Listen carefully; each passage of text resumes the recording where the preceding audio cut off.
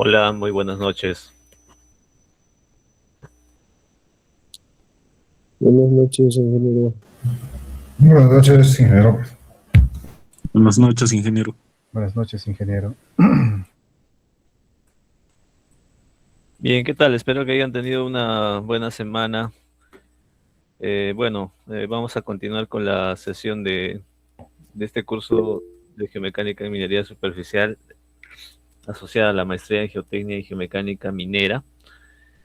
Eh, el jueves, que yo recuerde, o miércoles en la noche, no recuerdo el día que se ha compartido ya la información para los trabajos de grupo. Eh, Me han comunicado que en algunos casos no han podido acceder a este, pero vamos a hacer una revisión bien rápida. Vamos a ver. ¿Qué? Porque parece que está habiendo algún conflicto, ¿no? Entonces, por ejemplo, en el grupo uno, y si hubiese alguien que no tiene grupo también, podríamos incluirlo ahora. A ver, hay una relación, pero de bastantes personas. Sin embargo, entiendo que varios de los que están en esta relación no están completamente inscritas, ¿no? Entonces, en el grupo uno están las siguientes personas ahí para que puedan verificar. Este grupo uno, vamos a revisar el acceso al material de trabajo. Y me aparece que Efraín, Vladimir y Junior Cosío. Pero me parece raro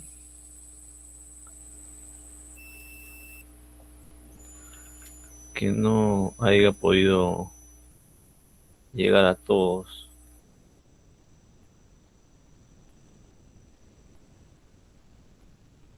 Está Vladimir y Junior. Entonces, parece raro.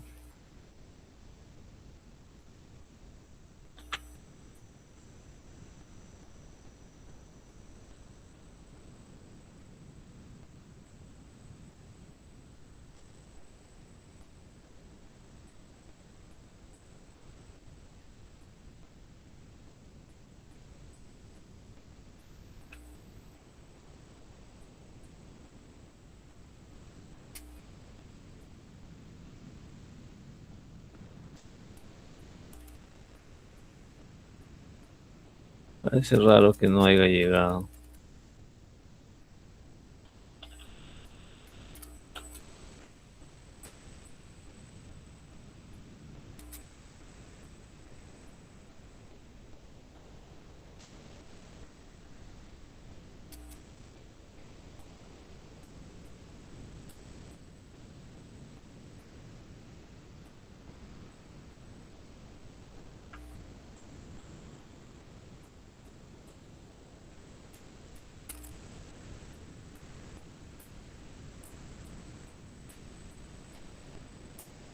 Ya, ok. Entonces ahí ustedes van a tener acceso al drive de ese trabajo para el grupo uno.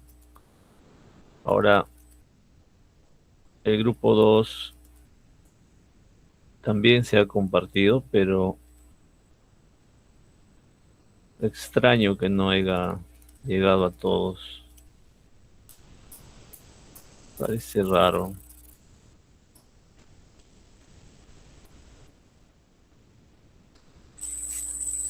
Qué raro.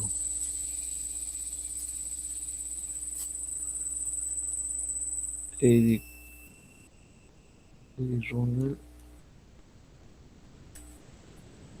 solo Javier y Eddie.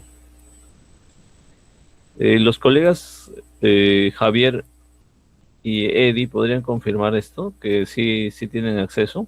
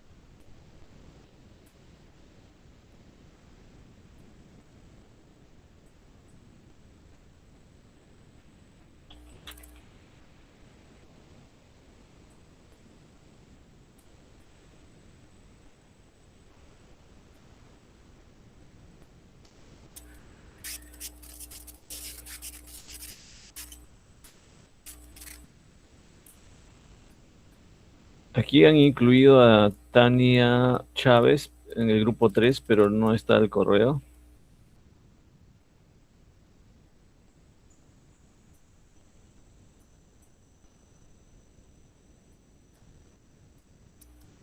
No sé.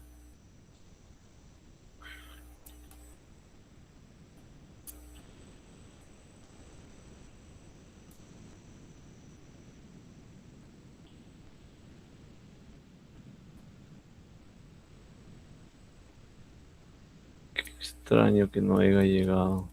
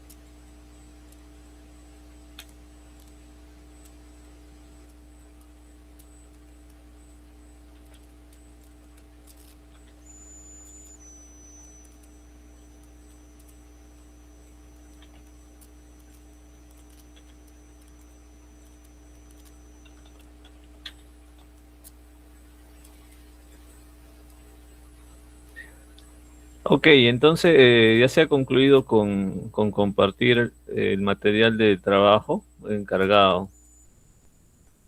Listo.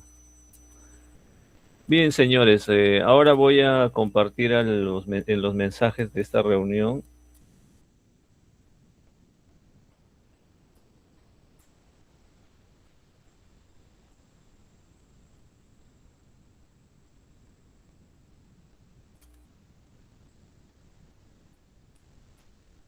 el registro de asistencia número 1 para la sesión de hoy.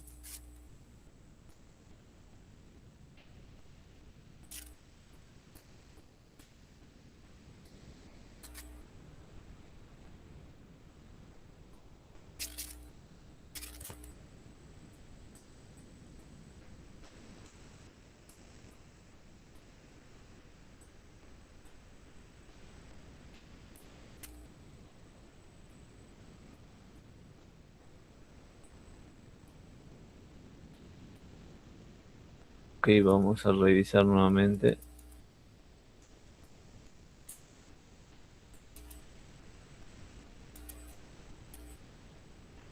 Qué extraño.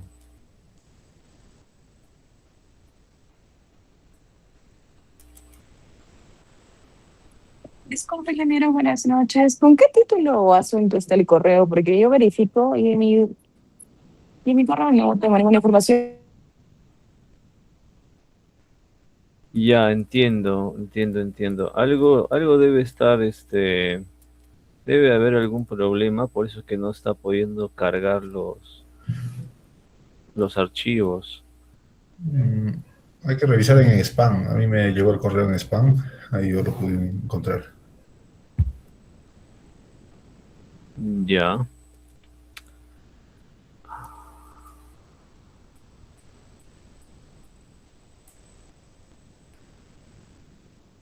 Sí, efectivamente, ingeniero.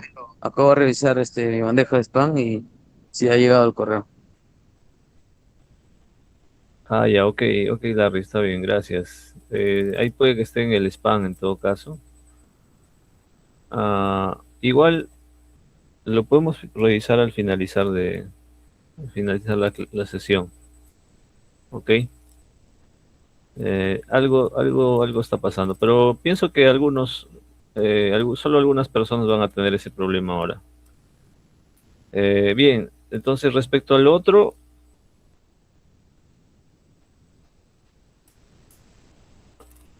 ya he compartido el mensaje para el registro de asistencia, por favor, ahí está en los mensajes.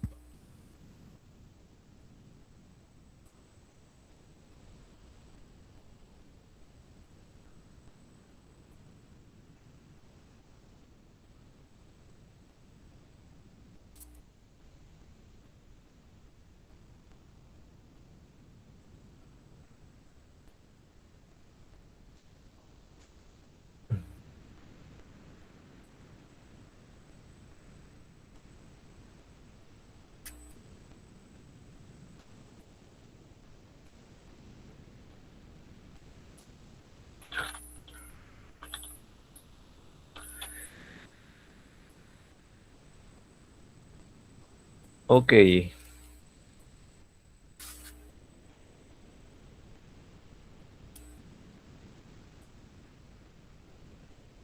bien, vamos a ir avanzando con la parte teórica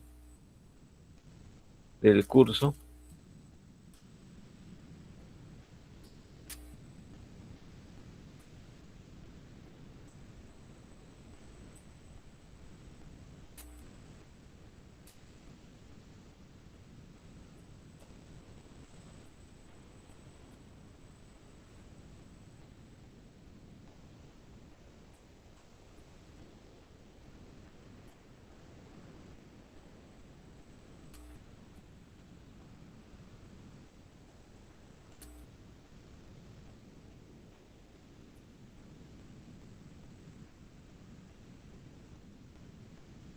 Ya.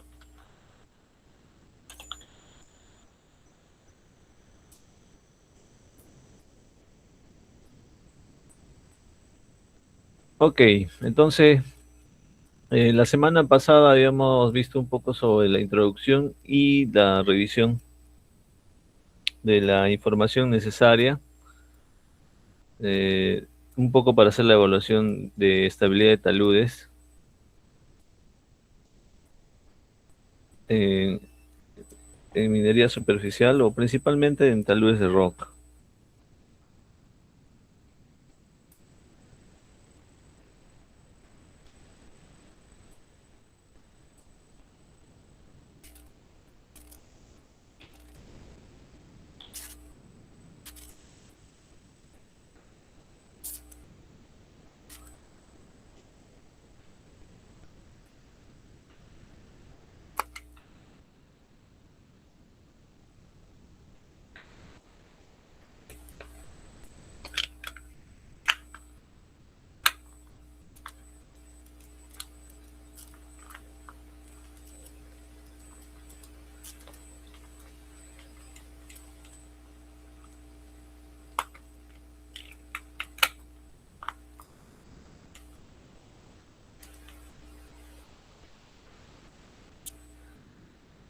Bien, entonces ahora vamos a pasar rápidamente a unos aspectos relacionados al diseño geotécnico de taludes en roca.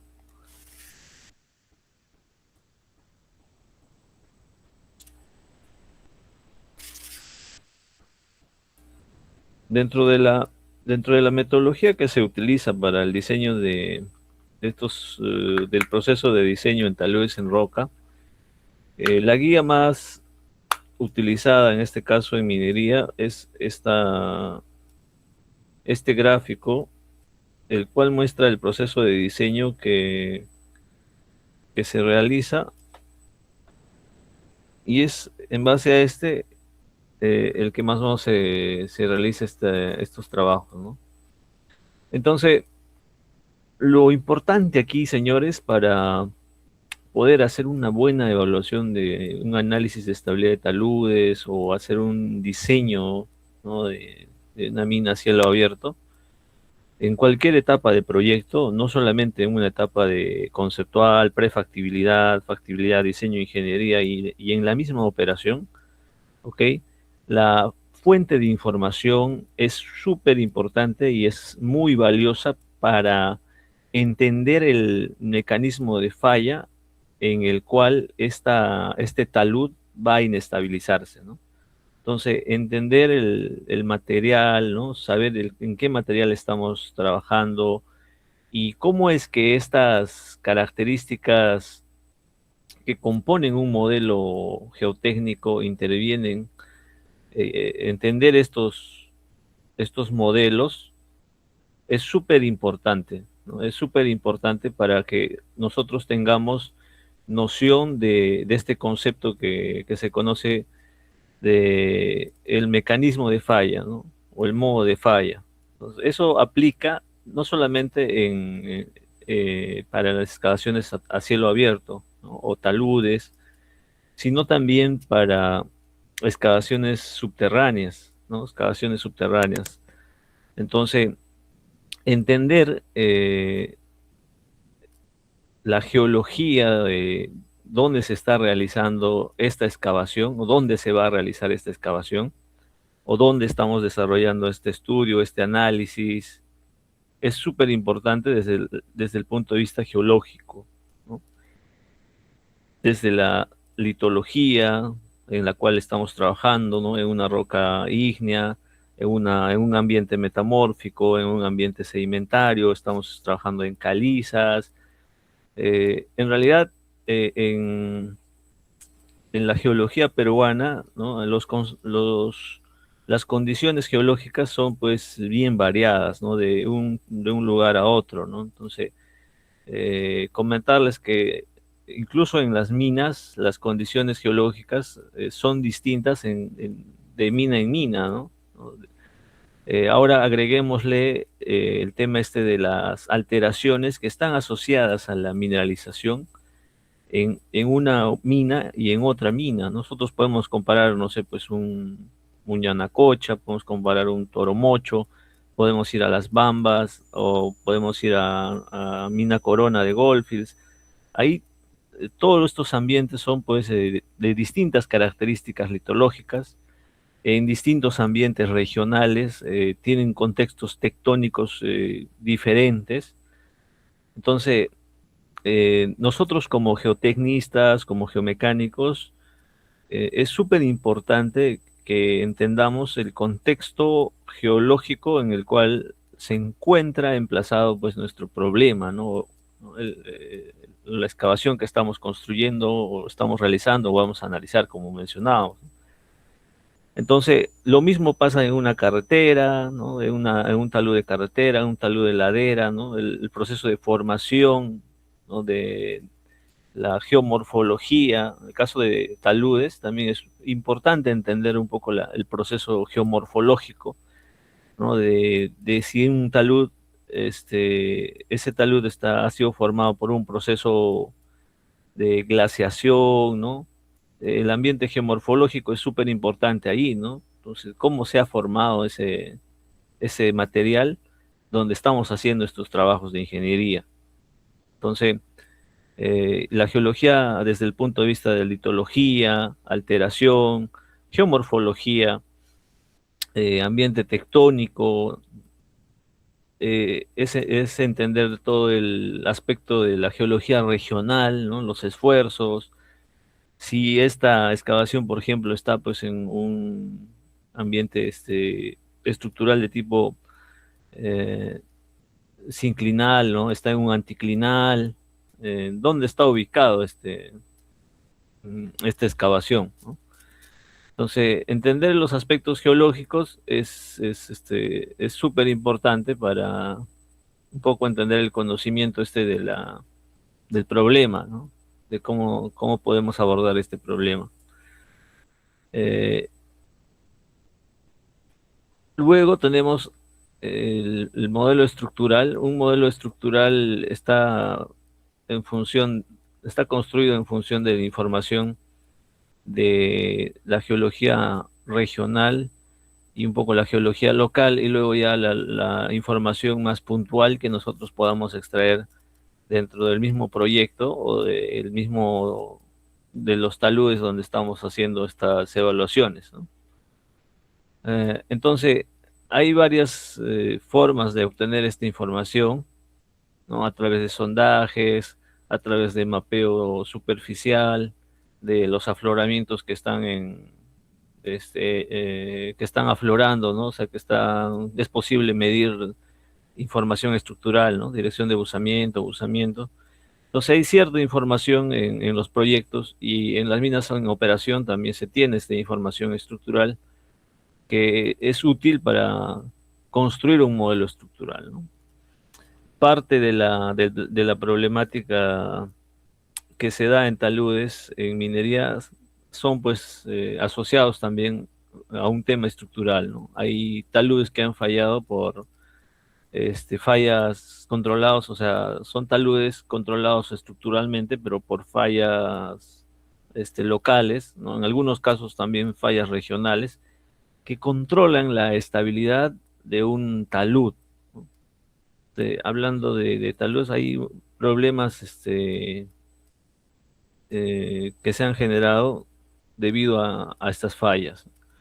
Lo mismo ocurre en las excavaciones subterráneas, en túneles, en excavaciones mineras, ¿no? Como rampas o tajeos.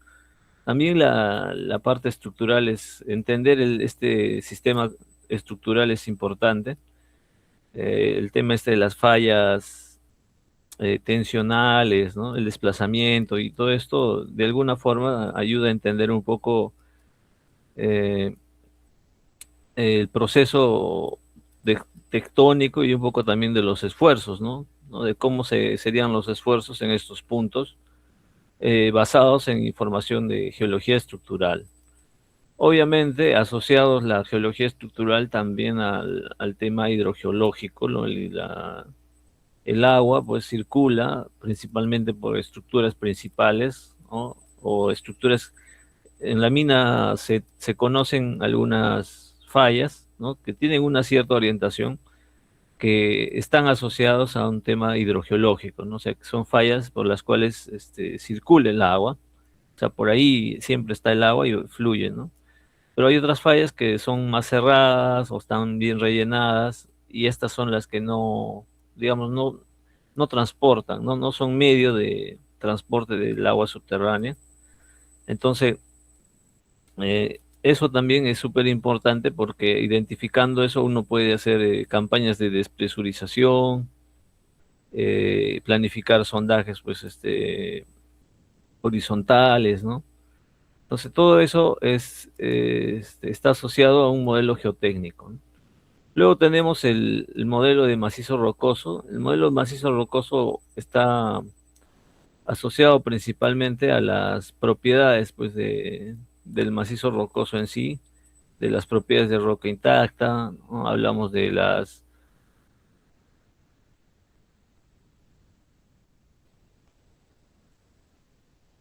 características geotécnicas de clasificación geomecánica, ¿no? RMR, Q, GSI. que sirven para estimar y cuantificar algunas propiedades de resistencia de estas rocas, ¿no? Entonces, eh, todo esto constituye el modelo geotécnico, ¿no?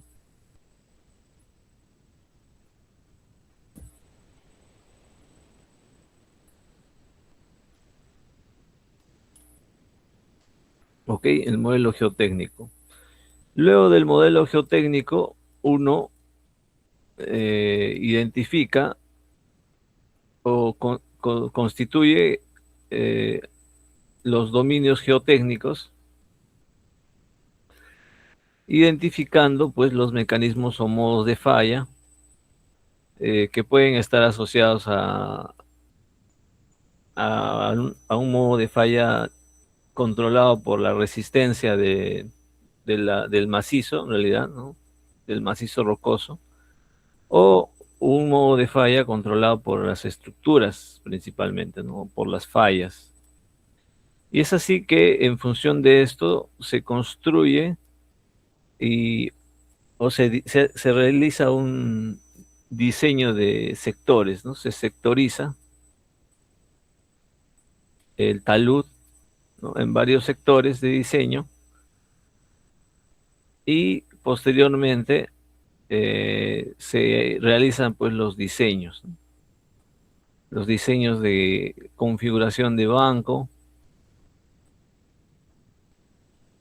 que están asociados a los equipos, ¿no? Al tamaño de los equipos o a la capacidad de estos o la capacidad de minado.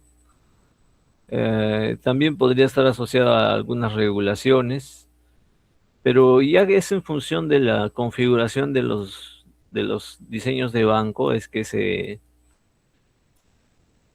tiene los ángulos interrampa, ¿no? Los ángulos interrampa. Y también, obviamente, ya se tendría luego los taludes generales, ¿no? Del Tajo, taludes generales. Todo eso asociado pues ya a planeamiento, porque planeamiento construye en función de... Generalmente planeamiento realiza una evaluación económica y ya ellos te dan pues una geometría inicial, ¿no? De un PIT, y ya en función a eso se empieza a construir o realizar esta, estos diseños, ¿no? Ok, la sectorización, los diseños de estos taludes de banco, de interrampa, y según eso también se tienen los taludes globales, ¿no? Estos ángulos de talud global. Y con eso planeamiento optimiza obviamente su nuevo PIT, ¿no? Pero ya considerando aspectos geotécnicos, ¿no? O geomecánicos. Entonces, para esto se realizan análisis de estabilidad de taludes a escala de banco. También se realizan análisis de estabilidad como taludes globales o a escala interrampa o a escala de talud general, ¿no? Entonces, para estos análisis de estabilidad se toma en consideración los aspectos estructurales, la información de data estructural que se toma en campo, ¿no? Con la brújula principalmente, el deep direction, o puedes hacerlo por fotogrametría tal vez, ¿no? Entonces ahí tienes la información estructural, ¿no? Las propiedades de resistencia, ¿no? Para eso se hacen ensayos de laboratorio, se ven los sondajes, ¿no? Con información del logueo geotécnico, y con toda esa información nosotros estimamos unos parámetros de resistencia del macizo rocoso, ¿no? Es que son parámetros clave para hacer los análisis. También vemos los aspectos hidrogeológicos, ¿no? En algunos proyectos o algunas minas se tiene información hidrogeológica, ¿no? Entonces, la información hidrológica principalmente define pues, el nivel de agua en el cual se encuentra el talud, ¿no? Qué tan alto tiene el nivel de agua, ¿no? Para los análisis de estabilidad principalmente, ¿no? Luego, para algunos análisis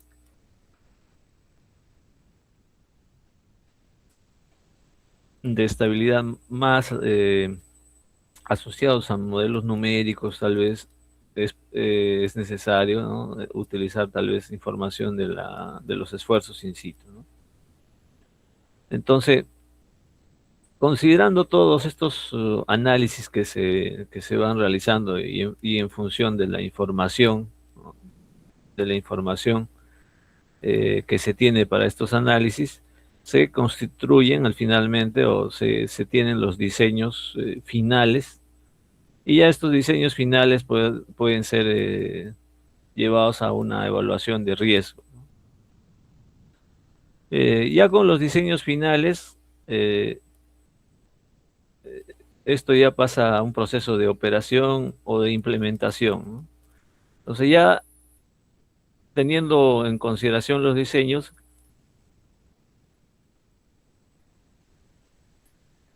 lo que queda es pues implementar estos diseños, ¿no? Que los taludes que hemos recomendado en una pared oeste, en la pared norte, ¿no? O según los sectores de diseño, simplemente se cumplan, y se toma en cuenta también aspectos operativos como que haya un buen control de daño por voladura, ¿no? El tema este de la despresurización de los taludes, ¿no? A través de un buen drenaje.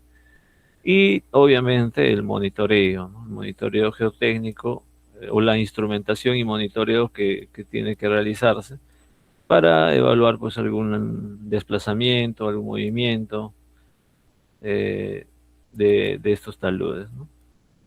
Y finalmente ahí va al final de toda una operación el cierre, ¿no? Esto es a grandes rasgos este proceso de diseño de taludes.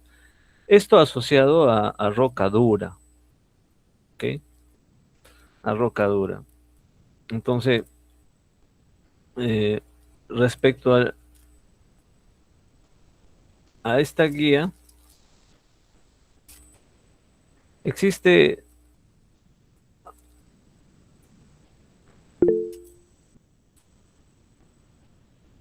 ¿Sí? ¿Alguien quiere hacer alguna consulta?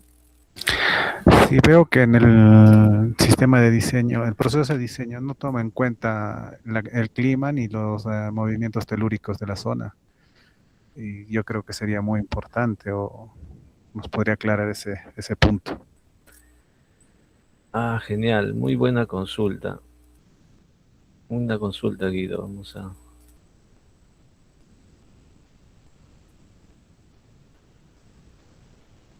A ver.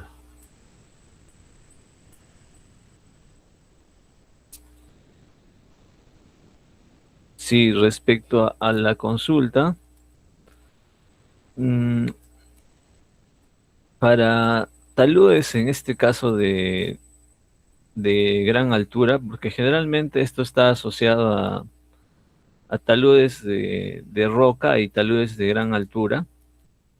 Si bien es cierto, no incluye el aspecto de modelo de peligro sísmico, ¿no? Que hace referencia a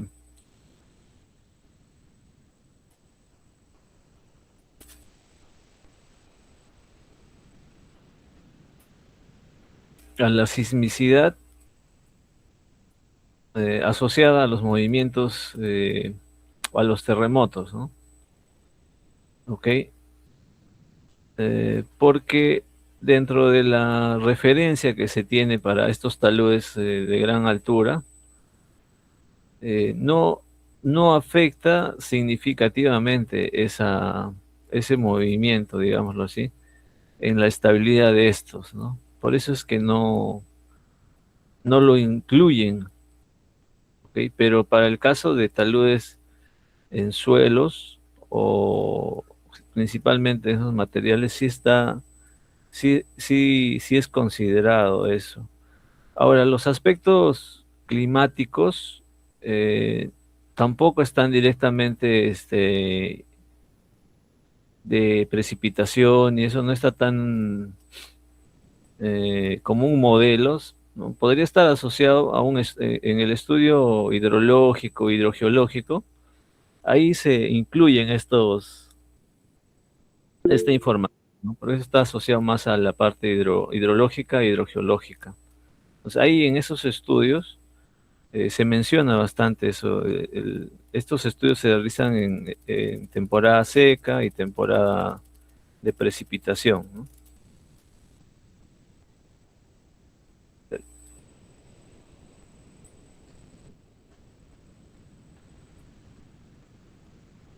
Si alguien está... A ver, sí, Benjamín. Sí, también en el análisis de estabilidad, ahí es donde se hacen netamente la consolidación de las simulaciones o las interpretaciones mediante los diferentes métodos, ¿no? Y ahí también es donde se puede integrar lo que menciona, ¿no? El análisis o las repercusiones que hay por sismicidad inducida o por algún otro evento, como se llama en este caso, lo que es presencia de acuíferos.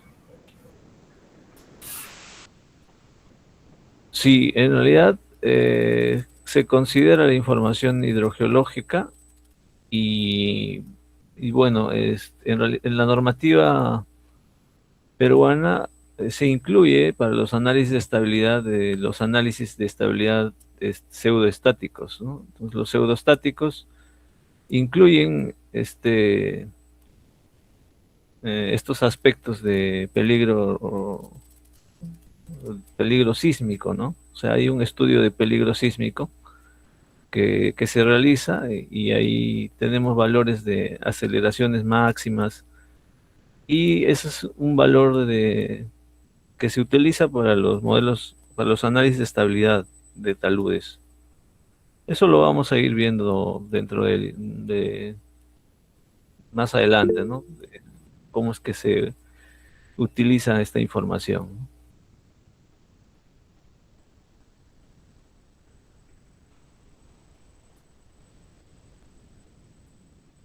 Sí, alguien quería participar. Sí, adelante, Bernardino.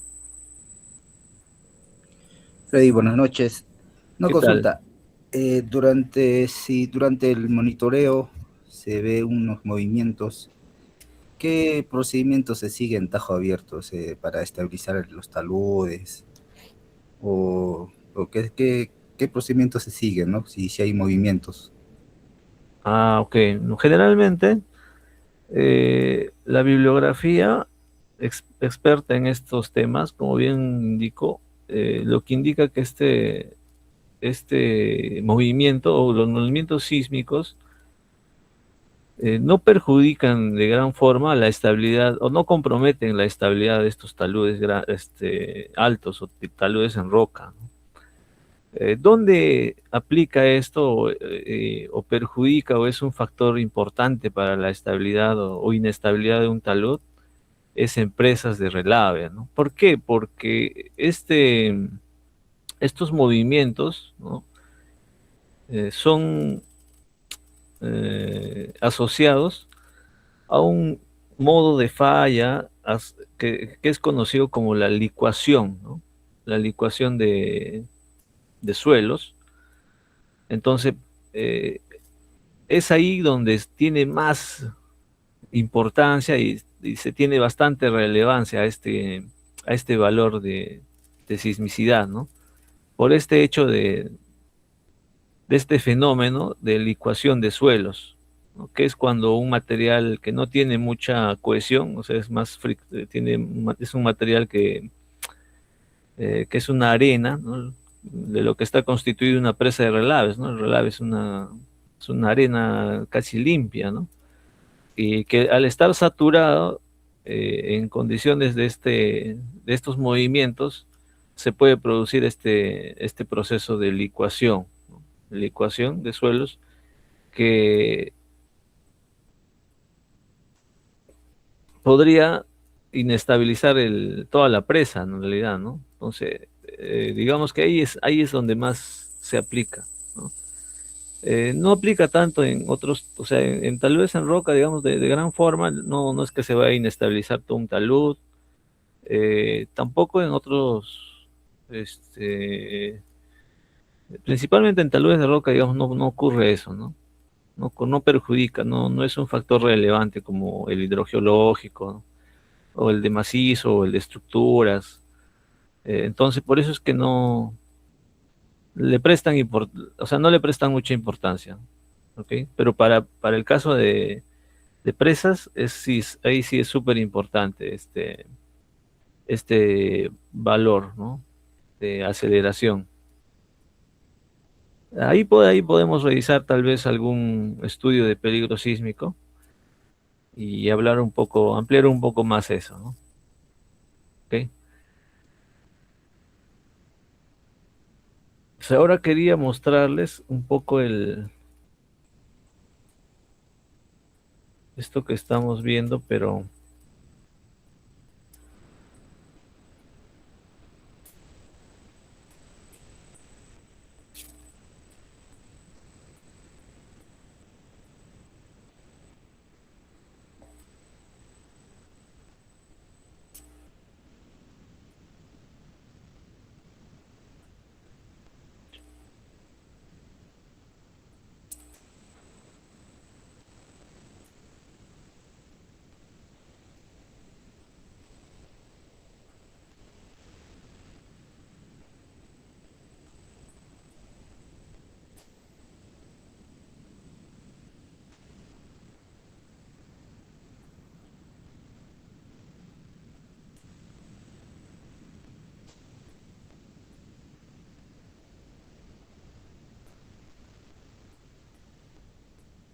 ok, entonces acá la parte del proceso de diseño.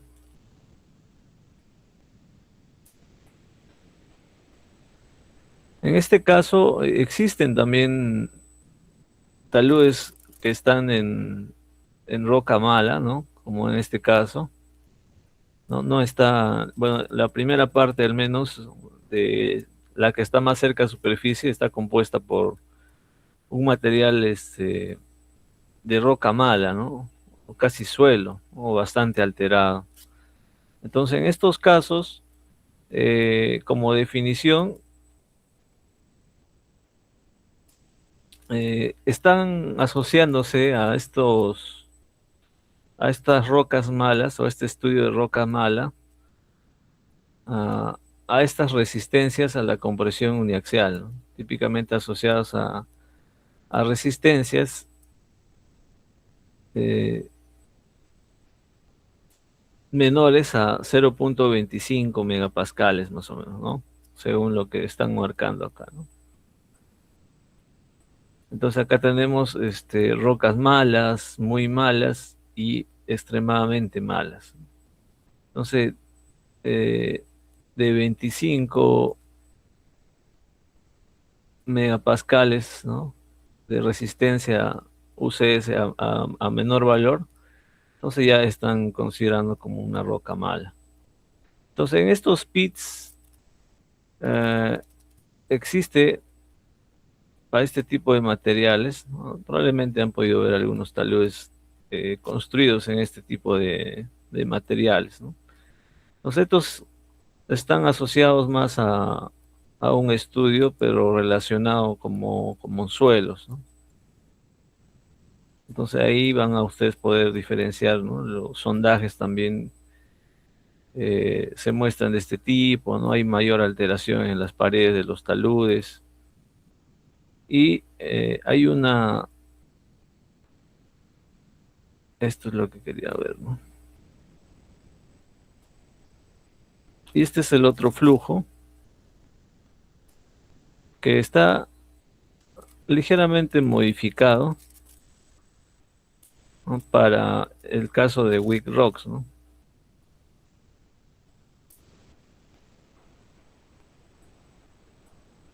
Entonces este es para el diseño de taludes en minería, pero de roca mala, ¿no? Entonces, acá se considera la geología, ¿no? Las estructuras mayores, macizo rocoso, la parte hidrogeológica. Entonces, los dominios están definidos por la litología, ¿no? La resistencia, el agua subterránea, la parte estructural. Y en este caso se definen los modos de falla, el comportamiento y los modos de falla. Se realizan análisis de estabilidad, de los taludes globales, taludes interrampa, y finalmente se ve la configuración de los bancos, ¿no? Entonces, es algo distinto al proceso de diseño de taludes en roca dura, donde vamos a tener que diseñar primero la altura de los bancos, luego con eso va a definirse los taludes interrampa y luego los taludes globales, ¿no? En este otro caso, sin embargo, nosotros tenemos ya el talud. Como indicaba planeamiento, generalmente te indica ya una geometría o un diseño preliminar, ¿no? Entonces, se realizan los análisis de estabilidad, ¿no? Y es así que nosotros estamos evaluando la estabilidad de talud global. Obviamente también evaluamos la estabilidad de taludes interrampa, ¿no? Vamos a poner una rampita. Entonces se evalúa la estabilidad de estos taludes.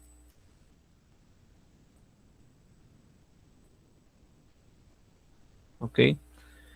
Si es que estos son inestables, se modifica obviamente la configuración de los taludes de banco, ¿no? Probablemente se incline un poco más el talud, ¿no?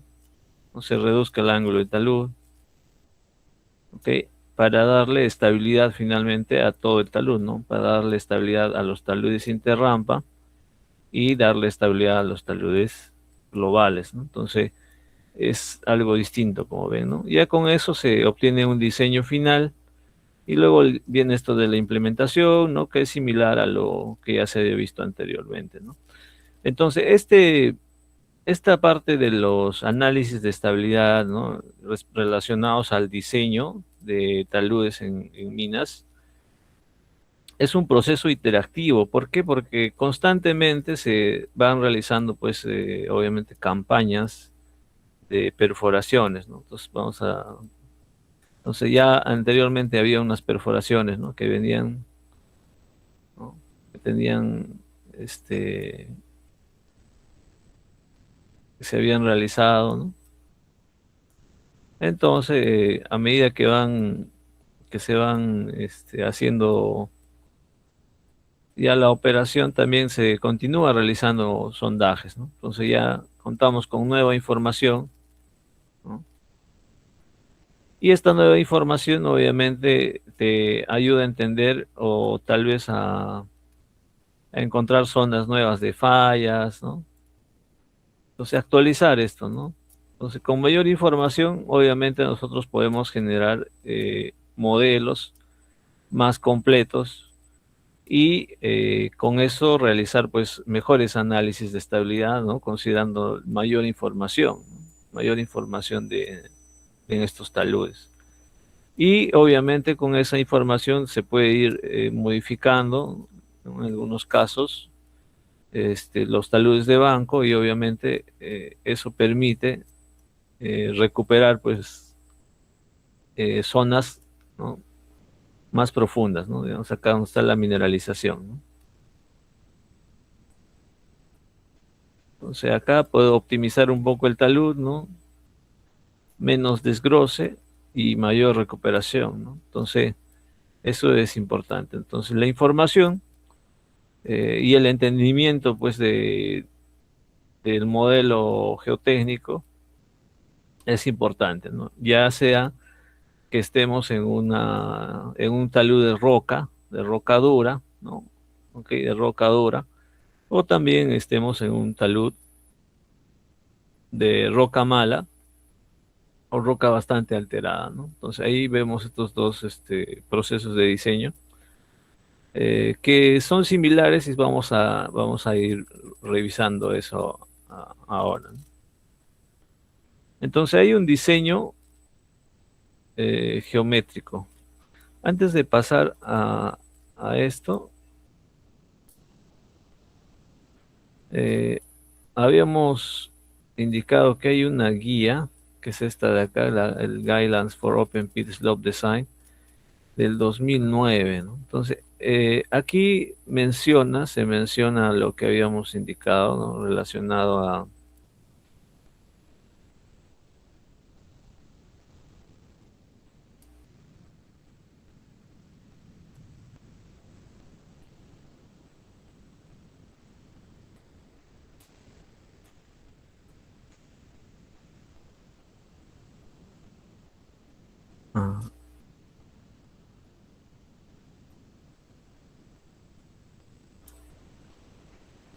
a lo del pseudoestático que habíamos comentado, ¿no? Ajá. Creo que está en análisis de estabilidad.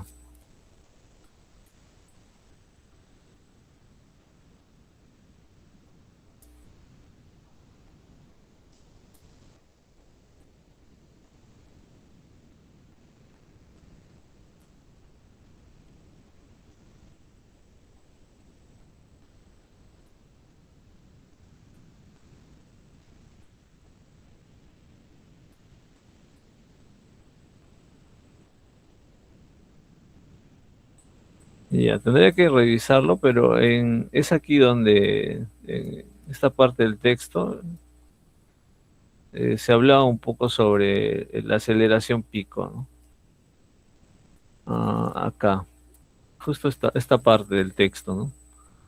Entonces ustedes pueden revisar, ¿no? Esta parte del libro de Red Stacy, ¿no? Guidelines for Open Pit Slope Design. El comentario que se realiza respecto a la parte sísmica, ¿no? Entonces la parte sísmica. Bueno, en resumen, pues es que ha habido han hecho varias consideraciones.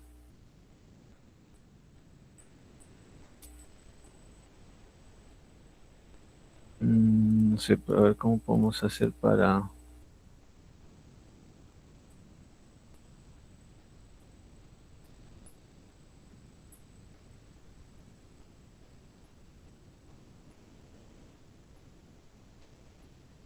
revisar esto rápidamente.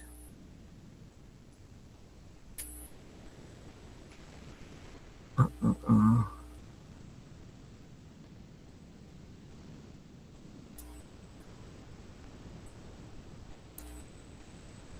Pero bueno, como comentaba, o sea, así se realizan, ¿no? Los análisis de estabilidad de taludes que se realizan, sí se incluyen la realización de análisis pseudoestáticos, ¿no?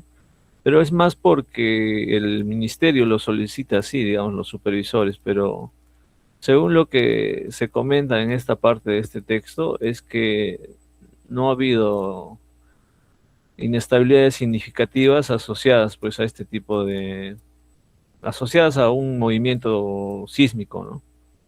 ¿No? Eso es lo que principalmente resumía, ¿no? Tener que revisar esta parte del texto. Ah, a ver, creo que esta partecita. Vamos a poner un traductor ya para que...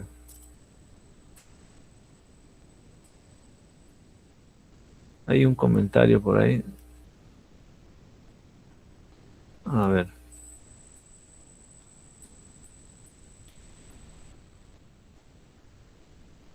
A ver, existe un considerable debate sobre la necesidad de realizar análisis sísmico en taludes a minas a cielo abierto.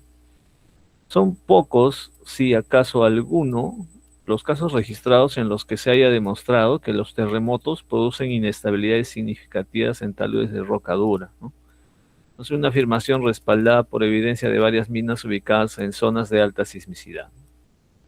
Y ahí hacen ejemplo de dónde ha pasado, ¿no?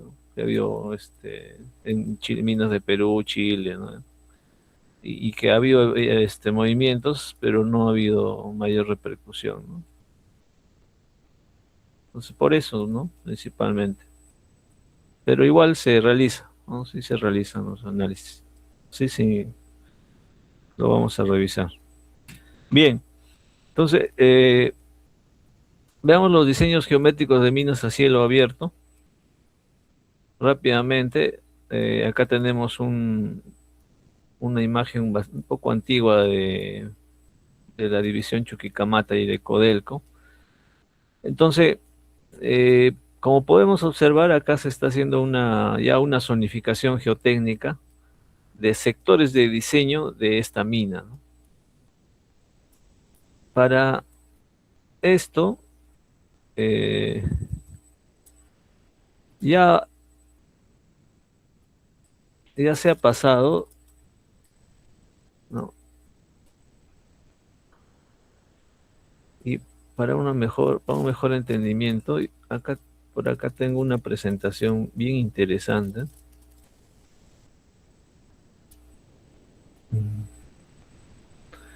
Que podemos ver, a ver.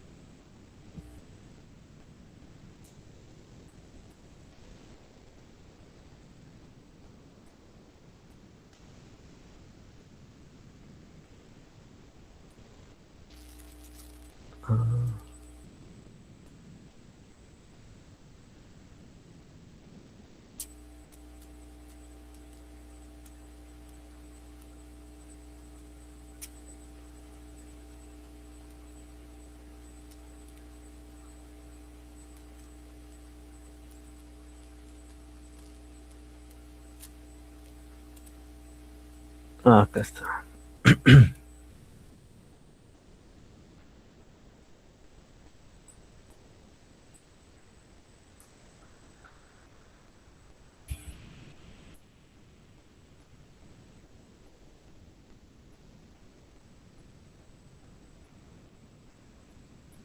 Ya, a ver, este es un archivo un poquito antiguo. Ok, entonces, esta presentación resume un poco la definición de dominios estructurales, ¿no? La definición de unidades geotécnicas, el modelo de unidades geotécnicas, la parte de caracterización del macizo rocoso, caracterización de perfil geotécnico, ¿no? Las metodologías de análisis, criterios de aceptabilidad propuestos, los análisis de Banco Verma, análisis interrampa global, ¿no? La resistencia direccional de falla del macizo rocoso, probabilidad de falla y diseño geotécnico, ¿no? Entonces, finalmente lo que estamos buscando es hacer un diseño geotécnico, pero todo está asociado a los análisis de estabilidad que podamos realizar, ¿no? Incluso acá han hecho análisis probabilísticos, ¿no? Algo más avanzado tal vez, ¿no?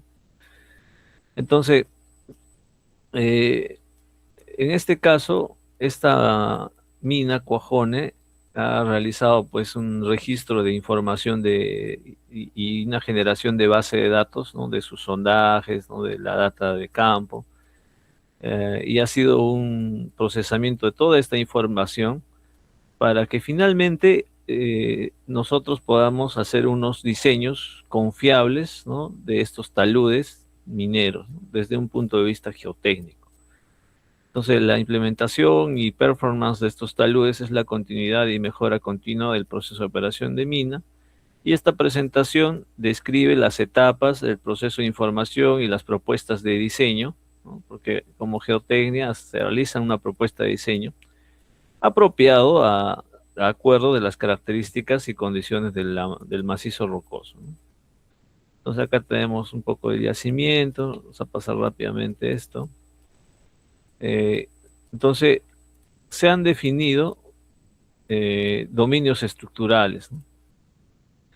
Entonces, los dominios estructurales corresponden a zonas del macizo rocoso que presentan propiedades geométricas, físicas de las discontinuidades, que pueden ser tratadas como estadísticamente homogéneas, ¿no? En general deben cumplir las siguientes condiciones. Debe estar limitado por estructuras y o contactos litológicos, ¿no? O sea, los dominios estructurales están delimitados por estructuras y o contactos litológicos, o sea, estructuras, que decir fallas regionales, ¿no? Y contactos, ¿no? Deben tener un arreglo y una tendencia característica. Vamos a ver cómo se ha hecho este análisis de tendencia estructural, y también una predominancia de un tipo litológico, ¿no? Entonces, el aspecto litológico es importante para definir los dominios estructurales.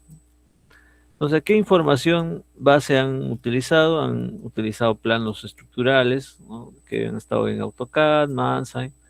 Las fallas geológicas se han considerado a estructuras, ¿no? Persistentes, mayores a tres bancos, ¿no? Se han considerado como fallas mayores. Persistencias o estructuras, fallas geológicas con persistencias menores a 3 bancos, como fallas menores, y los joints, ¿no? Como archivos que provienen de una base de datos de cell mapping, ¿no? De mapeo de celdas que se realiza en la mina, ¿no? Entonces, lo que se ha hecho, por ejemplo, para la definición de estos dominios estructurales es la subdivisión del área de estudio en cuadrantes de 100 por 100 metros, ¿no? Entonces han hecho unos cuadrantes así de 100 por 100, y toda esa información se ha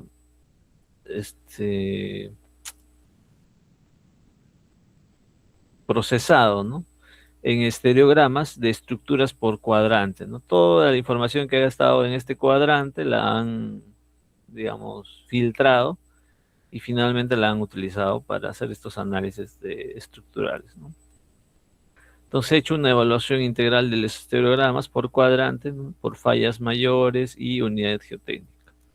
Entonces acá se muestra un poco este trabajo que se ha realizado, ¿no? Tenemos acá todo este pit, ¿no? Todo el pit, y lo han dividido en toda esta fila, ¿no? En como una fila A, ¿no? Todos son A, luego B, C, D, E, F, G, H. Y por este otro lado le han puesto en las columnas, ¿no? 1, 2, numeración, ¿no? 4, 5, 6, y así han hecho hasta 25. Entonces, esto es de A a Y, ¿no? De 25 por 25, ¿no? Entonces, cada cuadrícula, recordemos, es de 100 por 100 metros, ¿no? 100 por 100 metros. Entonces, se han definido las unidades geotécnicas más fallas mayores, ¿no? Entonces, acá las fallas mayores tenemos esta falla regional, ¿no? Cuajone. Tenemos otra falla acá, falla mayor. Y luego, en función de los contactos litológicos, ¿no? Han agrupado los dominios estructurales a través de unidades geotécnicas, ¿no?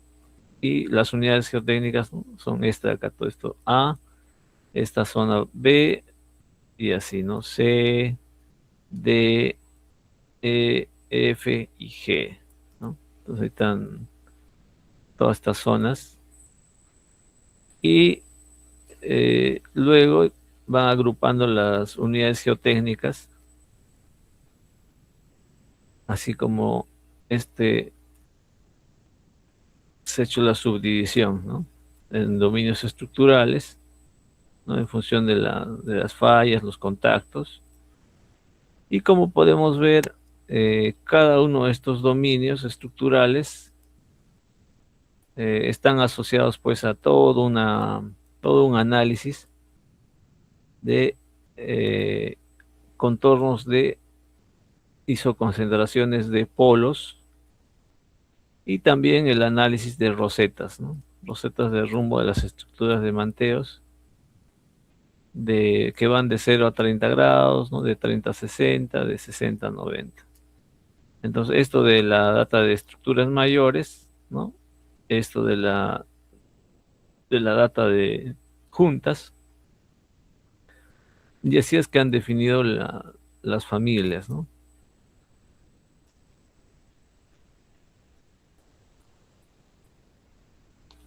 Bien, entonces también han incluido el buzamiento, el rango, la dirección de buzamiento y el rango, ¿no? De toda esa información.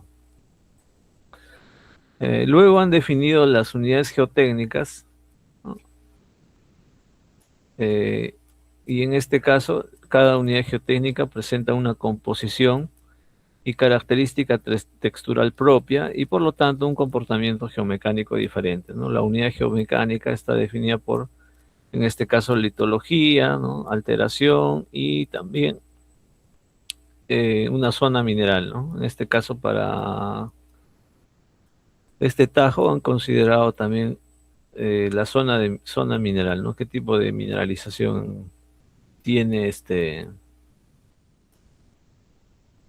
para la definición de esta unidad geotécnica básica? Entonces, en función a eso, han definido en función de la litología, ¿no? En función del modelo de alteración y en función de esta zona mineral, ¿no? De si es una zona de óxido, zona de primario, transicional, ¿no? En función de esta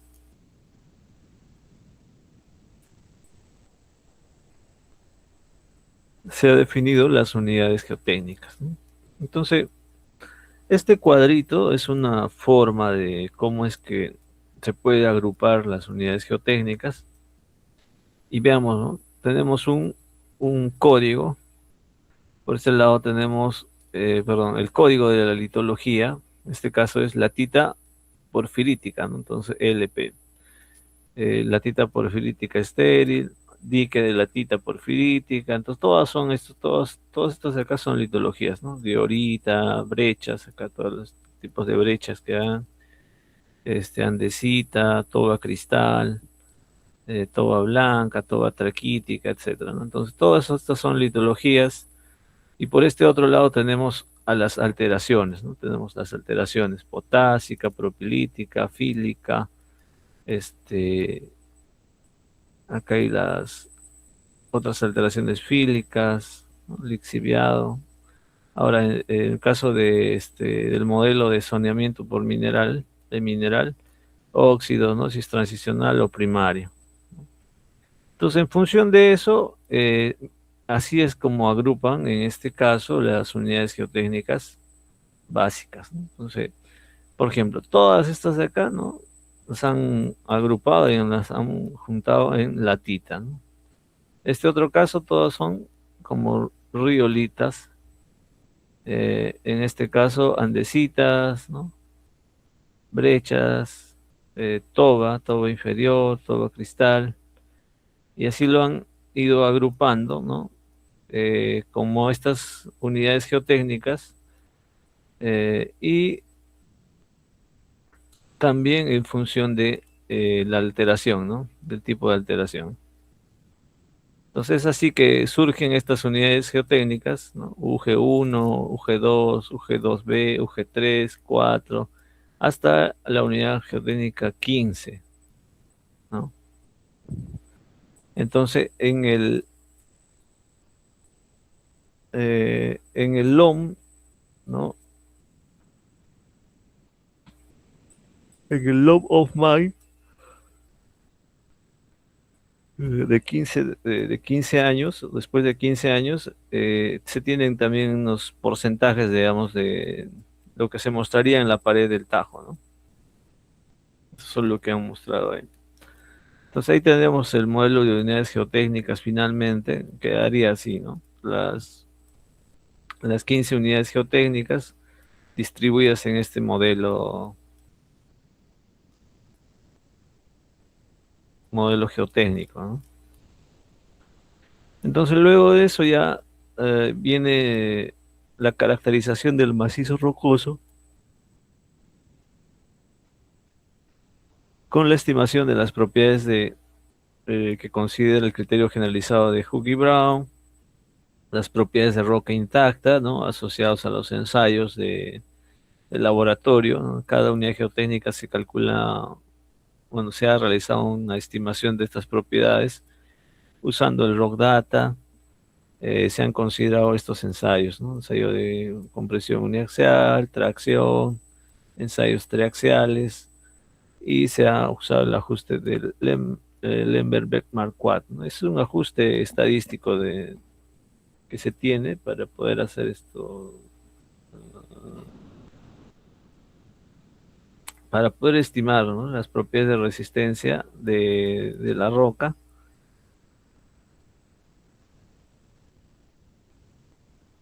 utilizando este criterio generalizado de falla de Hooke y Brown. Entonces, con eso se han obtenido valores de MI, ¿no?, similares para el tipo de roca analizado. Y bueno, las propiedades del macizo rocoso se estiman de acuerdo al nivel de confinamiento según el talud analizado.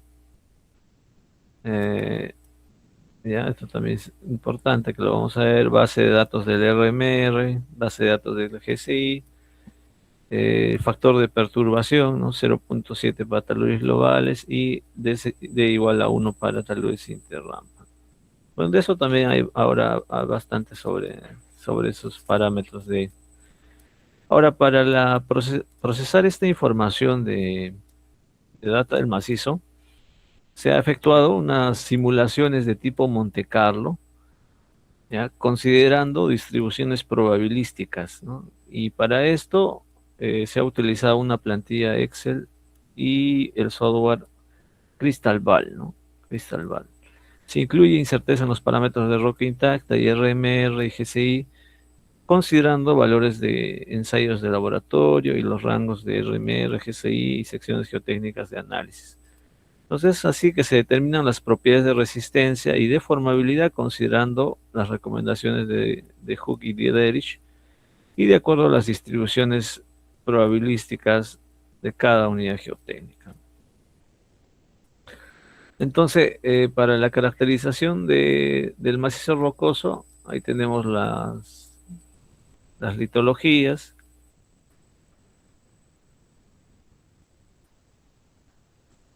Y la unidad geotécnica, ¿no? La unidad geotécnica 2A, tenemos el ángulo de fricción. No, perdón, estos son el diámetro, la altura, la relación, ¿no?, de longitud sobre diámetro, y los ensayos, ¿no? Las propiedades índice, ¿no?, la densidad, en este caso porosidad, y los módulos dinámicos, ¿no?, como BP, BS, después los módulos dinámicos, propiedades mecánicas, y bueno, ahí se ha hecho toda una batería de ensayos, ¿no? Se ha hecho ensayos de UCS, también han hecho triaxiales, tracción, módulos. Entonces hay toda una información de base de datos.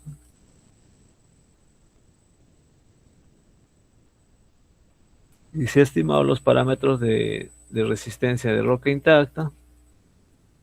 Y también ahí se tiene pues unos envolventes de resistencia, ¿no? Esto se llama envolventes de resistencia. Estos grafiquitos que vemos, ¿no? Envolventes de resistencia de roca intacta para estas unidades geotécnicas, ¿no?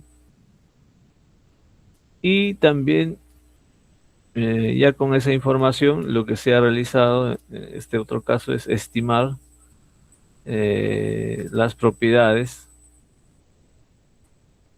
de roca intacta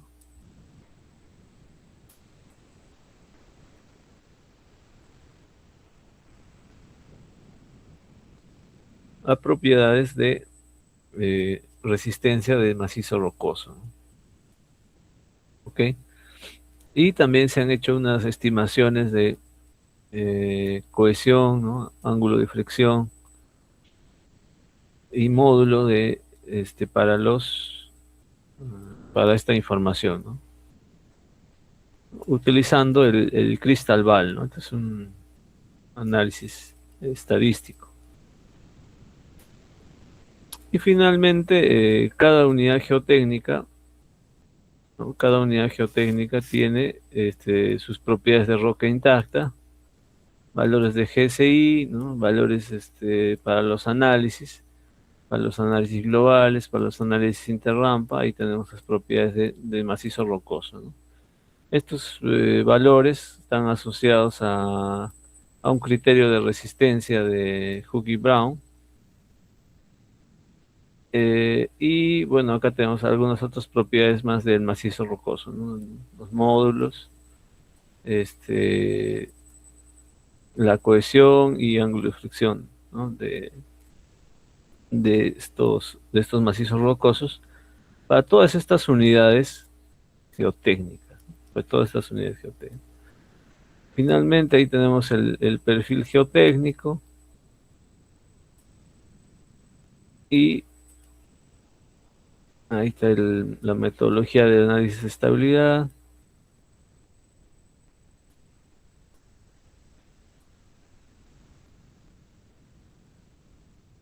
Criterios de aceptabilidad que habíamos revisado en algún momento, ¿no? Seguro lo vamos a volver a ver posteriormente, ¿no? Para los taludes de banco, según la escala, ¿no? Para taludes de banco, taludes interrampa, taludes globales. Ahí tenemos algunos valores de factor de seguridad y también valores de probabilidad de falla, ¿no? Entonces, en este caso se han realizado, por ejemplo, análisis de estabilidad de taludes de banco Verma. Entonces, este sistema que define la magnitud del ángulo de interrampa empleado en la planificación minera, ¿no? Entonces, el dimensionar estos taludes de banco sirven para luego, definen el ángulo interrampa empleado en los diseños de taludes, ¿no? de taludes de planificación minera. Entonces, este sistema de talud de escala banco-Verma, está definido por la altura de banco, acá tenemos la altura de banco, la inclinación de cara de banco, que vendría a ser de acá, alfa, ¿no? Ángulo de banco,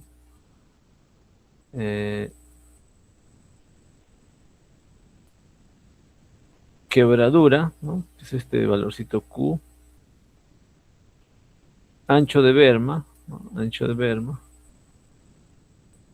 y ángulo interrampa, ¿no? Acá, bueno, está asociado obviamente el ángulo interrampa al diseño de banco, ¿no?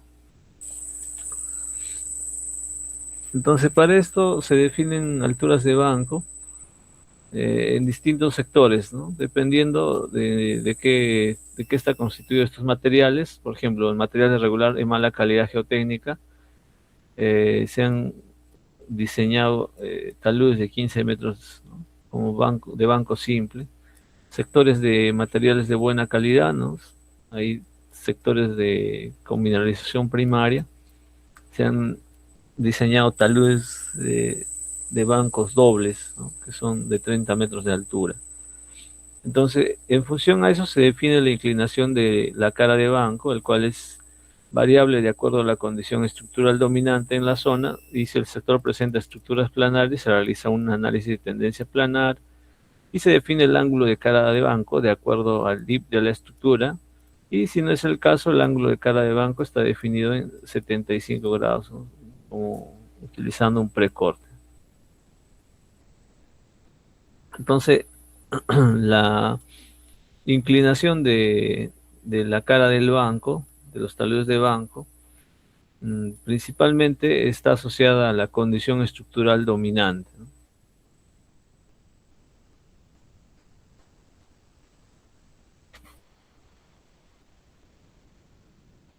Entonces, para eso se hace todo un análisis. En este caso, utilizan un programa que se llama S-Block, ¿no? Que está basado en la teoría de bloques, para calcular una probabilidad de falla, ¿no? Estimación del porcentaje de contención de bermas, determinación de ancho de berma efectivo y determinación de largos de deslizamiento, ¿no? Entonces, con este software uno puede estimar, pues, puede hacer esos cálculos, principalmente para la determinación del ancho de berma.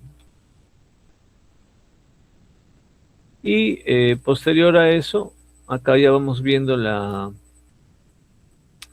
los aspectos de diseño de los taludes, interrampa y global. Entonces, el sistema está constituido por altura interrampa, que vendría a ser esta de acá, vendría a ser por donde está la rampa, ¿no? Por donde transitan los camiones o los equipos. Entonces acá esto limita, pues, todo este talud, ¿no? Con este otro. Y entonces este de acá es un talud interrampa, ¿no? Entonces eso tiene una altura, acá podemos ver desde la cresta hasta el pie del talud. Ese vendría a ser la altura de interrampa, ¿no? La inclinación del talud interrampa, ¿no? Acá tenemos el alfa IR, la inclinación del talud interrampa. También tenemos la berma interrampa, que es la berma interrampa. La altura global, ¿no? En este caso tenemos dos taludes interrampa y la altura global está medida desde el pie desde el pie del último talud, ¿no? Hasta la cresta, como podemos ver acá, hasta la cresta del talud, del talud superior, ¿no? Del último talud de banco, ¿no? Del último banco. Entonces, esa vendría a ser la altura, y en este otro caso el ángulo, ¿no? Desde el pie del último banco hasta la cresta del talud de banco de más altura, del más alto, digamos, ¿no? ¿Ok? En cambio, el ángulo interrampa se mide de distinta forma, ¿no? Se mide desde este pie hasta el siguiente, hasta el último pie, digamos, del talud interrampa, ¿no? Entonces, como ven, hay una ligera diferencia entre el talud. Entonces, el talud interrampa,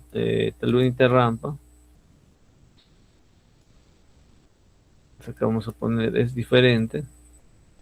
No, perdón, esto no sería. El talud interrampa, en este caso es diferente al ángulo global, ¿no? O sea, a este ángulo global. Esto es algo importante, ¿no? ¿Ok? En este caso, por ejemplo, ¿no?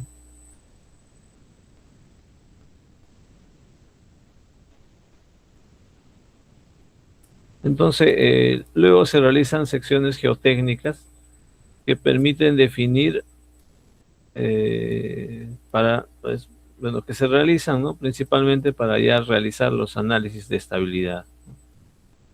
Vamos a continuar. Algo importante, ¿no? Es estimar la resistencia direccional del macizo rocoso. Y acá vemos un criterio que está implementado en los software de análisis de estabilidad, el cual es Define Anisotropic Strain Reduction, ¿no? La función que define la resistencia de la anisotropía que existe en estos taludes, ¿no? Entonces, el talud de roca no es, pues, un talud homogéneo, ¿no? Como en el caso de un suelo, de un talud en suelo. Entonces, bueno, el suelo, bueno, tampoco es que sea homogéneo, pero obviamente se puede considerar como, hasta cierto punto, como algo homogéneo, ¿no? Pues así, esto es suelo, y esto es roca, ¿no? Y como vemos la roca siempre tiene ahí sus estructuras, ¿no? Sus discontinuidades. Y las discontinuidades, pues, no son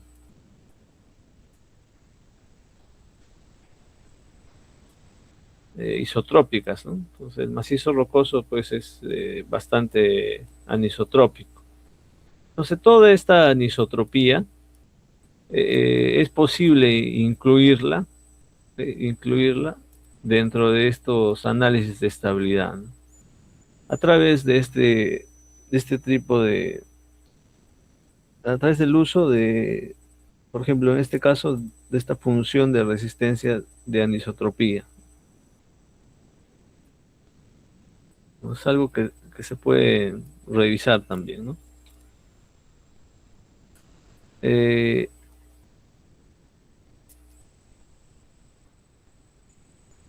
esta lámina define, pues, la probabilidad de falla, ¿no? La probabilidad de falla.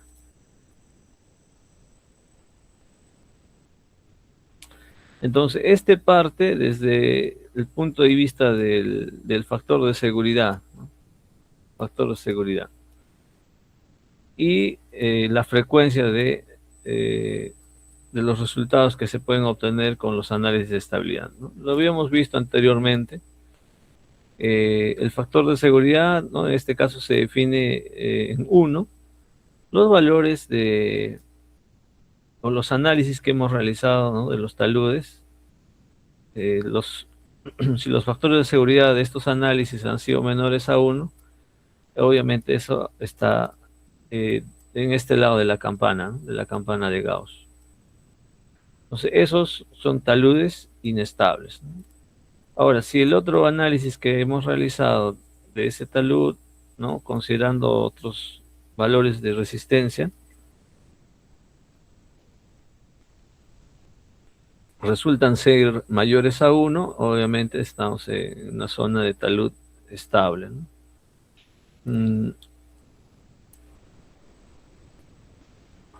Ahora, lo que define esto es el factor de seguridad igual a 1, que es un punto de equilibrio, límite. Y la probabilidad de falla corresponde al área relativa bajo la curva a la izquierda de la línea de factor de seguridad, ¿no? Igual a 1. Entonces, ahí tenemos las probabilidades de falla. En este caso, ¿no? La probabilidad de falla A es menor que, perdón, el factor de seguridad, ¿no? Si nosotros hacemos, en este caso, un ponderado, un promedio de estas dos campanas, tenemos primero un factor de seguridad A en azul, que obviamente el resultado es menor, ¿no? Que el factor de seguridad obtenido, digamos, considerando la campana de Gauss B, ¿no? ¿Ok? Sin embargo, la probabilidad de falla A, la probabilidad de falla A es menor, ¿no? A la probabilidad de falla B. Entonces, esto se traduce en que mientras más eh,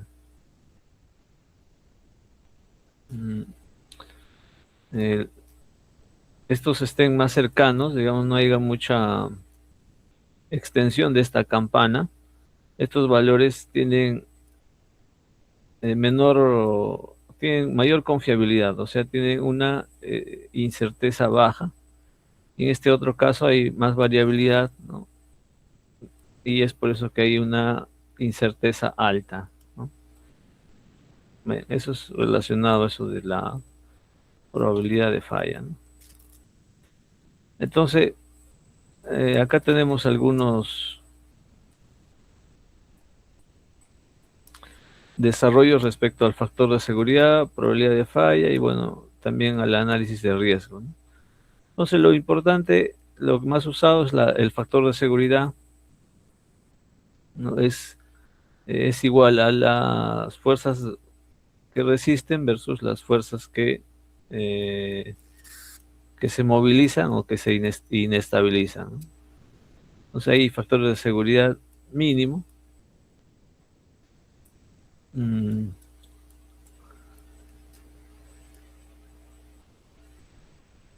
Y por otro lado, la probabilidad de falla, ¿no? Relacionado al factor de seguridad menor a 1, ¿no? En función del factor de seguridad menor a 1. Entonces acá hay eh, probabilidades de falla según el diseño que se esté realizando, ¿no?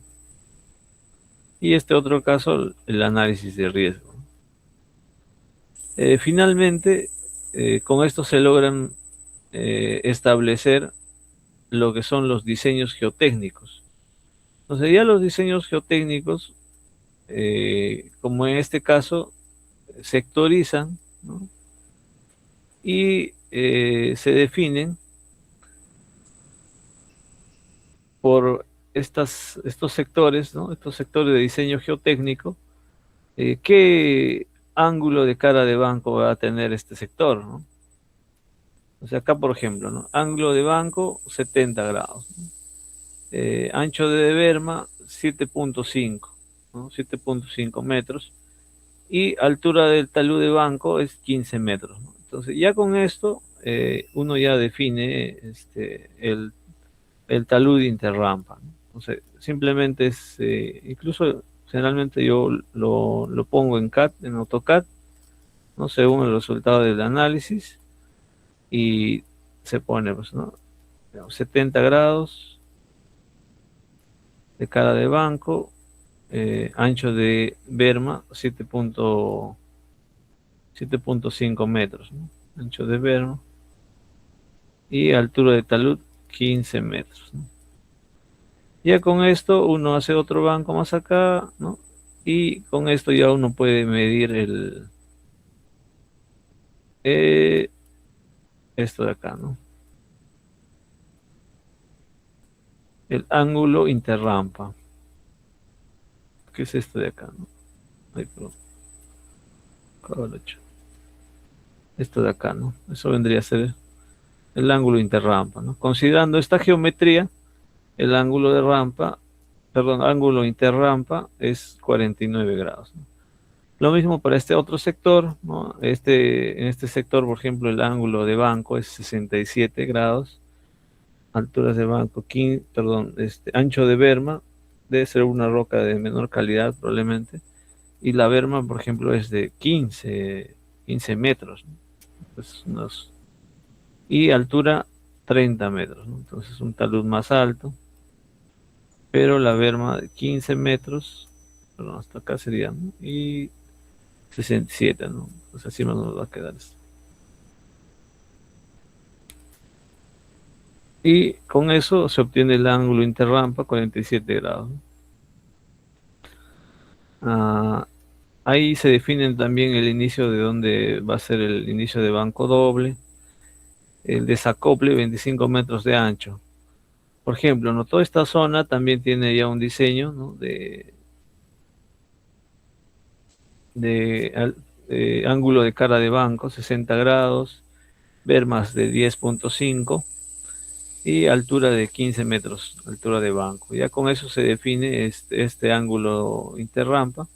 Sin embargo, están sugiriendo que se realice un desacople de 25 metros de ancho, o sea, que en esta zona se modifique esta geometría y se construya un desacople, ¿no? 25 metros de ancho acá, ¿no? Eso para darle estabilidad a toda esta pared, ¿no? Entiendo, ¿no? Para darle estabilidad a toda esta pared y también en estas otras paredes, ¿no? O sea, para estabilizar estos taludes, generalmente no se pone pernos de anclaje o no sé, mm, mallas. Generalmente lo que se realiza para estabilizar estos es modificar el diseño, ¿no? Entonces, por eso es importante que nosotros veamos un poco este tema de hacer estos análisis de estabilidad, ¿no? Simplemente se modifica el diseño para darle estabilidad a estos taludes, ¿no? Bueno, finalmente es así como quedaría, digamos, como acá algunas alternativas de diseño, que se realice un desacople de 25 metros en la cuota 3310, acá, y por este otro caso también, ¿no? Desacople de 25 metros en la cota 3370, y también acá están sugiriendo otro desacople en la cota 3130. Y aquí están iniciando los taludes dobles, ¿no? Taludes de bancos dobles, ¿no? Taludes de bancos dobles. Entonces, por eso están haciendo los análisis, ¿no? Acá tenemos otras alternativas, ¿no? Y también están sugiriendo acá una plataforma, ¿no? Una plataforma geotécnica tal vez para dar estabilidad a esa pared. Y bueno, acá viene ya la implementación del diseño, ¿no? Bueno, ahí hemos visto un ejemplo del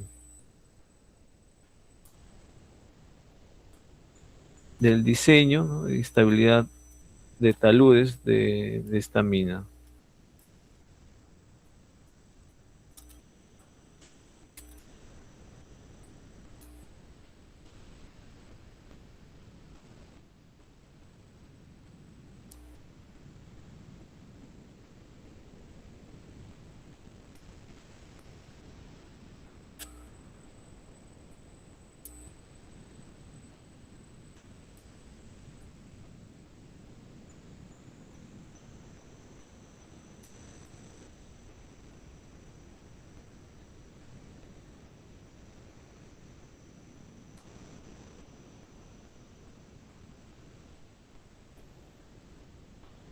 Entonces,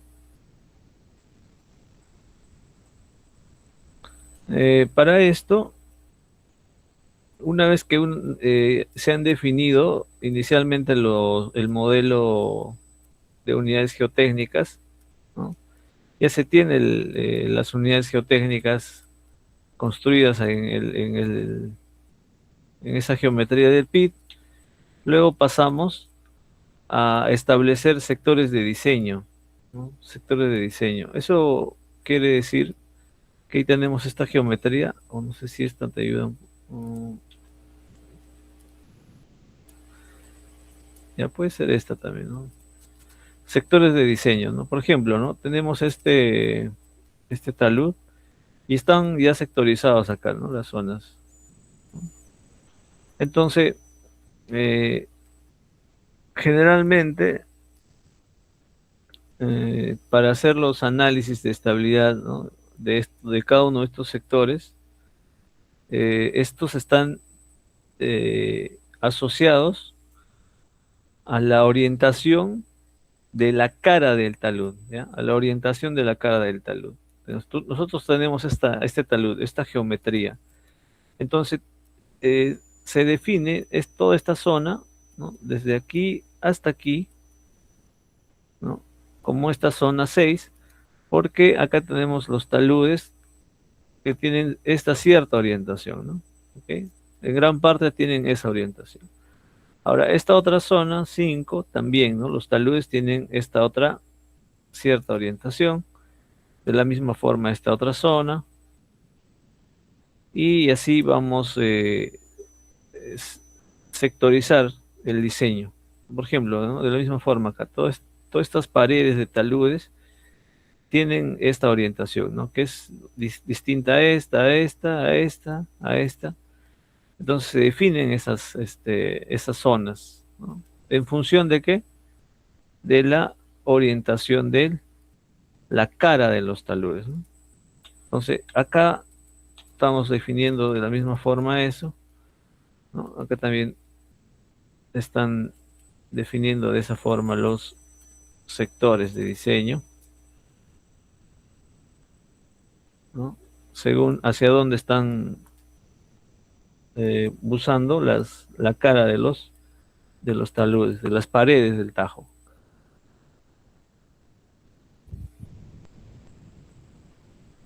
Y luego sirve para generar las secciones, ¿no? Ok, para los análisis de estabilidad, ¿no? De taludes. Entonces acá se realiza una sección Y ya con eso tenemos un perfil ¿no? Un corte para hacer los análisis de estabilidad, ¿no?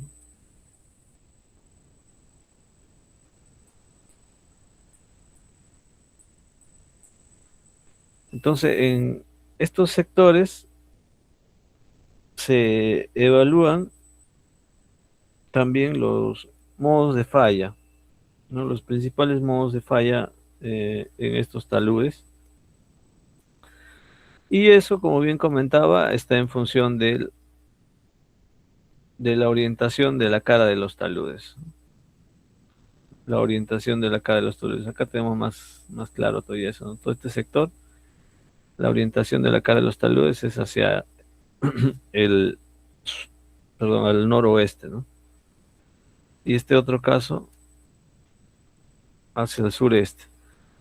Entonces, esta información de la orientación de la cara de los taludes es importante para evaluar los modos, ¿no? O mecanismos de falla, ¿no? Los cuales se van a hacer utilizando pues el análisis estereográfico o análisis cinemático también. Le llaman análisis cinemático o estereográfico, ¿ya? Para eso vamos a hacer uso del DIPS y en función de eso vamos a evaluar si un talud presenta un modo de falla tipo cuña, planar, toppling o circular, ¿no? Para eso necesitamos la data de las estructuras, ¿no? De las discontinuidades en cada uno de los sectores, ¿no? En cada uno de los sectores geotécnicos, ¿no? Entonces, ya con eso, luego ya se pasa a la configuración, ¿no? Una vez que ya se tienen los diseños de estos sectores, ¿no? Perdón, definidos los modos de falla, y se tiene ya definido los diseños o los sectores de diseño,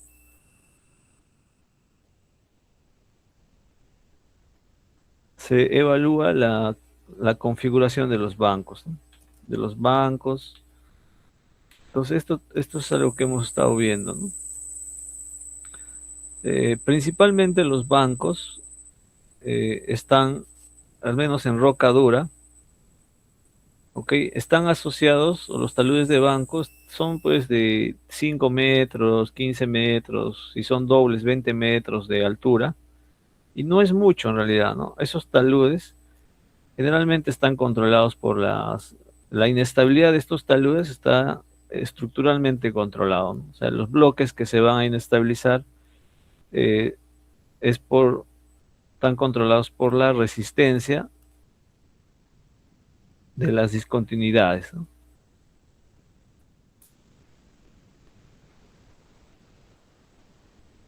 Y a más escala, a mayor escala, ya estos taludes interrampa, por ejemplo, ya son taludes más altos, ¿no? Entonces, ¿dónde ocurre la inestabilidad? Es en todo este sector, tal vez, ¿no?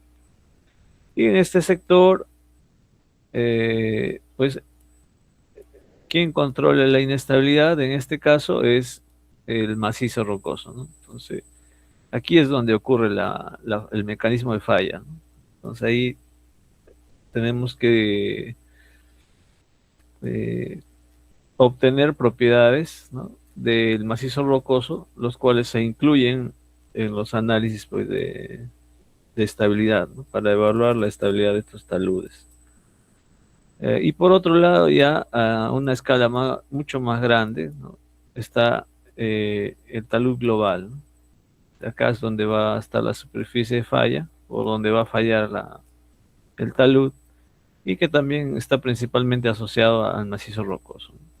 En el caso de taludes interrampa, en algunos casos está asociado también a las estructuras, ¿no? Es decir, a fallas, y a las propiedades de resistencia que componen también la falla, ¿no?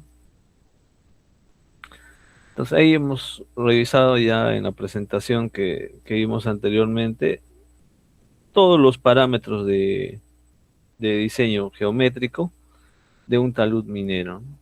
Entonces ahí ya hemos visto luego el ancho de berma, hemos visto la altura de banco, hemos visto el ancho de rampa, acá por ejemplo, ¿no?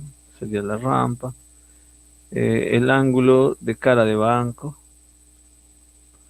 y en azul tenemos el ángulo global, ¿no? Pues el ángulo global, habíamos dicho, se mide desde el pie, ¿no? Del último talud hasta la cresta del primer talud, ¿no? Entonces vemos la línea azul, ¿no? Entonces ese es el ángulo global, ¿no? O overall angle, y la altura global o overall, altura overall, ¿no? ¿No? Hasta ese punto también, ¿no? Desde del toe, del pie hacia la cresta. Respecto al ángulo interrampa, ¿ya? El ángulo interrampa está acá en rojito. Como podemos ver, va desde este pie de este talud hasta el pie del primer talud que conforma acá el talud interrampa, ¿no? ¿Ven? Ahí tenemos la diferencia, ¿no? De pie a pie, y el global es de pie hasta la cresta. Entonces, como ven, hay una cierta diferencia, ¿no? Y para los diseños de minas, o para la evaluación de los diseños para minas a cielo abierto, se utiliza generalmente el ángulo interrampa, ¿no? Es el parámetro que utilizan en planeamiento para realizar esos diseños. Bien, estos son los parámetros. Sí, ¿hay alguna consulta? Sí, Freddy, en ese gráfico, hace rato mencionabas de un desacople. ¿En qué punto estaría ese desacople? Ah, ok.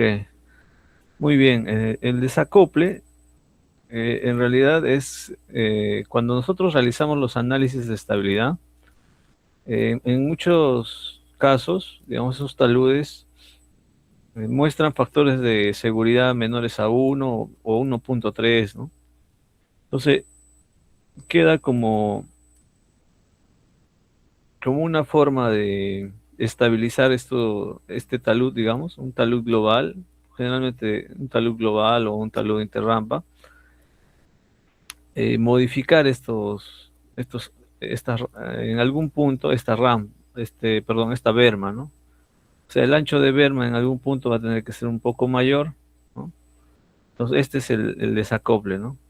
O sea, ya no es 10 metros, sino 20 metros, 25 metros. Y esa modificación geométrica, ¿no?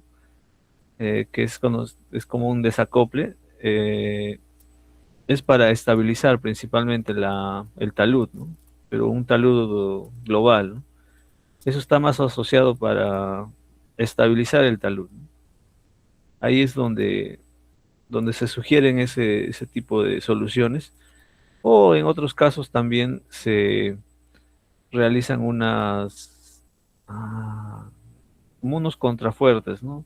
No recuerdo el nombre, ¿no? Para darle un poco más de pie, digamos, ¿no? Este vendría a ser el talud que va a fallar, y acá le dan un poquito más como una contención, ¿no?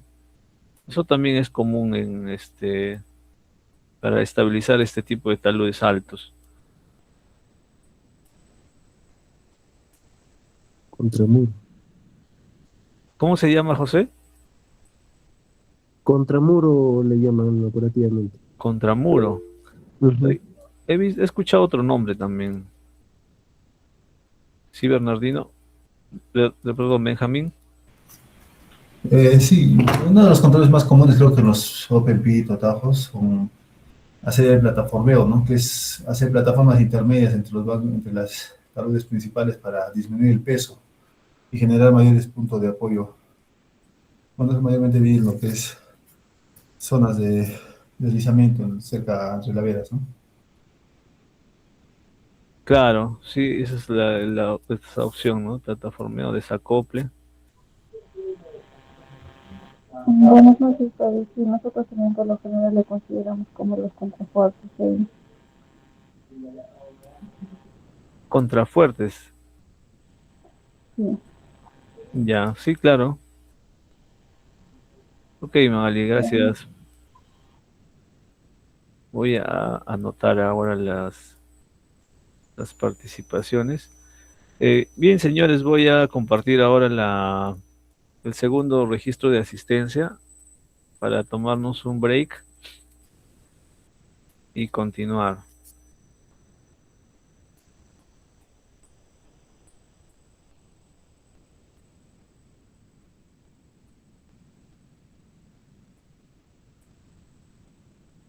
Bien, ahí en los mensajes está quedando el link para que hagan el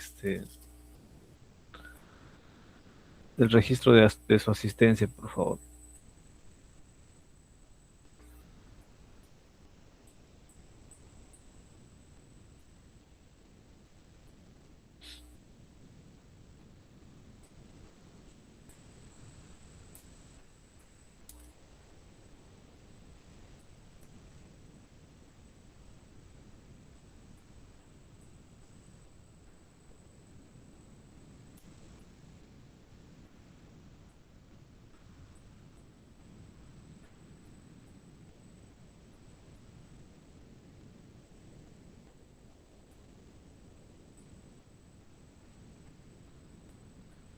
Ok, señores, vamos a hacer el break ahora y retornamos a las 8:36.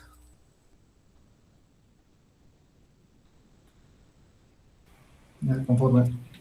Ok, gracias.